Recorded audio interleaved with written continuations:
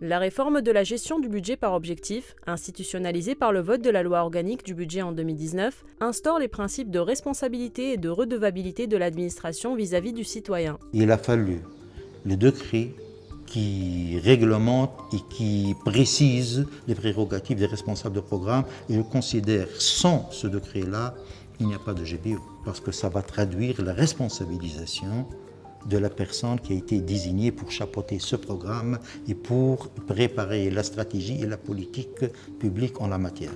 L'atteinte des objectifs sur lesquels les responsables de programme se sont engagés nécessite la mise en place d'un nouveau mode managérial définissant le qui fait quoi. Il a été pensé dans le schéma directeur de mise en œuvre de la GBO ainsi que dans le chronogramme de la mise en œuvre de la loi organique du budget d'introduire deux nouvelles fonctions qui vont l'aider à piloter son programme. La première, donc le contrôle de gestion, c'est pour l'aider au pilotage de la performance. L'audit interne, c'est comment maîtriser les risques quant à l'atteinte des objectifs de la politique publique. Le changement de métier, il est en train d'être fait parce qu'on a déjà débuté avec une expérience depuis 2013 et 2014. Elle a apporté une généralisation des métiers contrôle dépenses.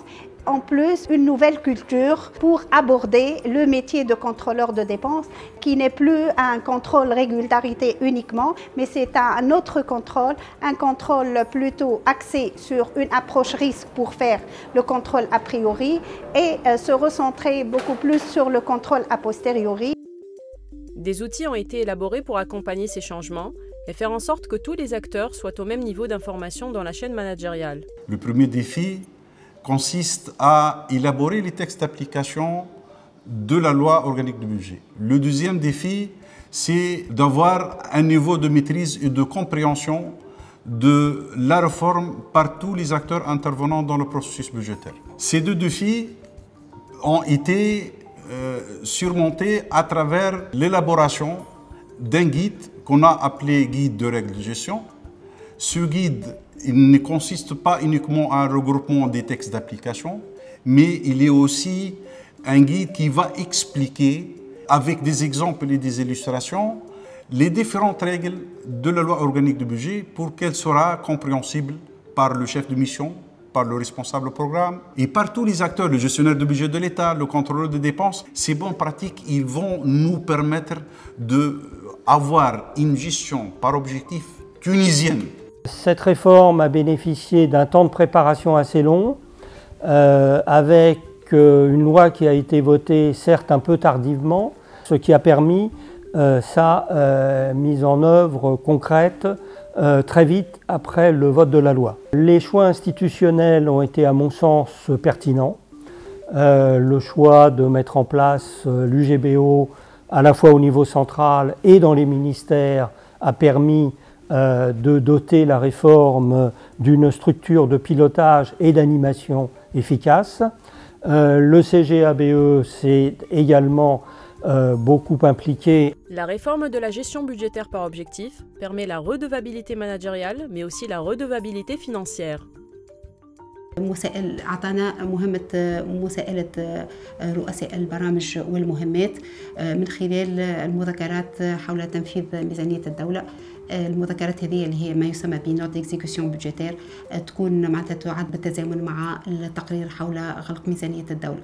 ثالث حاجة اللي هي التصديق على حسابات الدولة، وهذا زاد دور جديد معناها أسندوه لمحكمة المحاسبات على غرار ما هو معمول به في جميع دول العالم في هذا المجال. C'est une réforme extraordinairement ambitieuse. La Tunisie avait un système comptable en partie simple, basé sur la trésorerie, et on lui demande désormais d'avoir un système comptable en droit constaté. C'est un bond considérable. Ce qui est particulièrement intéressant de noter, c'est que les efforts faits en quelques années sont aussi considérables. Lorsqu'on regarde le travail réalisé, le recueil des normes comptables a été fait, le référentiel sur le contrôle interne a été réalisé, un manuel des procédures a été réalisé, le plan de compte de l'État en liaison avec les nomenclatures budgétaires ont été effectués, la notion de service fait essentiel pour la chaîne de la dépense, tous ces travaux ont été en quelque sorte effectués très rapidement. De la réforme budgétaire et comptable de l'État traite tout un volet comptable à côté du volet budgétaire et du côté performance. Et la LOB en effet stipule que les comptes de l'État doivent être sincères, doivent être fiables, doivent traduire une image fidèle du patrimoine de l'État et de sa situation financière. Et bien sûr, ça se fait par le biais de la comptabilité générale. En fait, le nouveau projet du Code de la comptabilité publique est venu pour s'aligner aux exigences apportées par la LOB, notamment l'exigence de la tenue de la comptabilité générale à côté de la comptabilité budgétaire. Et là, on souligne la double dimension comptable. Et cette comptabilité doit être tenue selon le principe de la partie double. Et également, l'adoption du nouveau découpage programmatique pour désigner les ordonnateurs sur leur nouvelle appellation, à savoir les chefs de mission, les chefs de programme, sous-programme. Quant au plan comptable de l'État, promulgué vers la fin février 2020, il a été élaboré dans le but de décrire l'organisation comptable de l'État sous forme de classes d'actifs, classes de passifs, les comptes et leurs libellés. Il s'inspire du plan comptable des entreprises. إذا كان قدمنا حسابات عمومية، حسابات دولة طبقا للمعايير هذه وطبقا للكاركترستيك هذوما الميزات النوعية للمعلومة باش تكون معلومة أكثر شفافية وتعطي صورة وفية للمختلف المستعملين على انستار ديون الدولة قداش، الأعباء نتاعنا قداش، الحاضرة والمستقبلة، وتعطينا مقارنة بالسنة الفارطة وبالسنوات الفارطة. يعني دونك 7 معايير هذوما هما ضروريين لانطلاق أشغال الموازنة الافتتاحية وما إلى ذلك من الأشغال اللي